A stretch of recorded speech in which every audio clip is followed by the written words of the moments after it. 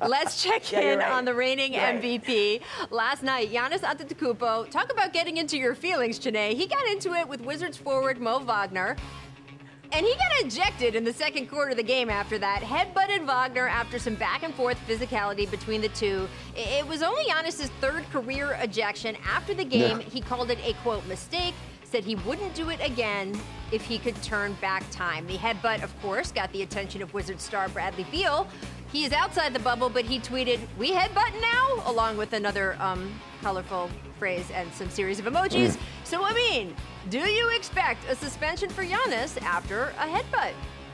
Well, first of all, Rachel, I want to make sure that Mo Wagner is okay. He's not in concussion protocol or his head wasn't blown off. Because the way he flopped off of that, I'm concerned. I'm concerned if he's okay or not. Was he hospitalized? Did they have to airlift him out of the bubble?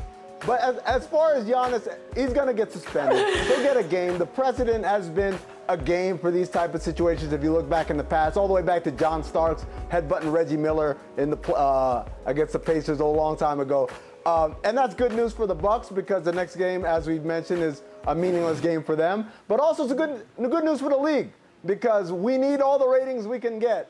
And so having Giannis sit out a game in the playoffs wouldn't be ideal. Yes, it was bad bubble behavior for Giannis Antetokounmpo. I saw the Twitter name change. And, hey, you're African too, bro. And some might think it is out of his character, but people don't realize that in order to average 30, 14, and 6 in the NBA, to have the best record in the league, inside of you is going to be a whole lot of savage. That is his mentality, and it just carried over a little too far this time, and I think he learned. First of all, she brought out the middle name, Amin. She brought out the middle name, so you know she's serious. I'm surprised she didn't bring out the flag. You know, Nigerians always bring out the green and white as soon as anybody Nigerian is involved in any conversation. Well, I have my figurines here. 100. But I have a question.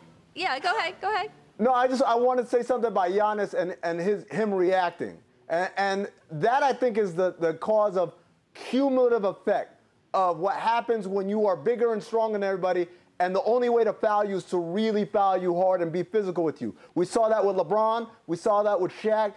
We saw that with Wilt, right? The idea is that they're going to foul you a lot, and they're going to make it dirty and physical beyond the regular bounds of the game.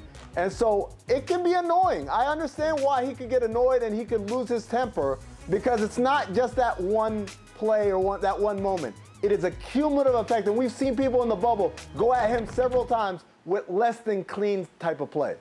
Yeah, I think that's totally true. You can see his frustration. We've seen a couple guys like that. I mean, Luka's been very frustrated at times because he feels because of his size for a point guard, people foul him in a way that he just, he doesn't get the calls and that sort of thing. But you bring up Shaq and LeBron.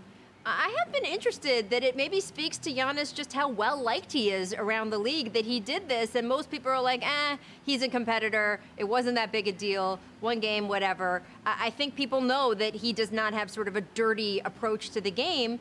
I don't think people thought that Shaq or LeBron were dirty, but I mean, if Shaq or LeBron had headbutted someone in the middle of a game, do you think it'd be sort of the same reaction people have had about Giannis these past day or two, or the past day? Well, I think earlier in their careers, I would think, like Shaq in Orlando, I think it would have been the same reaction. But once you get to the mountaintop and you sit atop the mountaintop for a while, we know that the cheers turn into jeers, and people are just looking for a reason to bring you down. Giannis is probably in the last days of the honeymoon period where everybody loves him. The next stop on his superstardom is when people turn on him and start hating on him, and maybe this was it.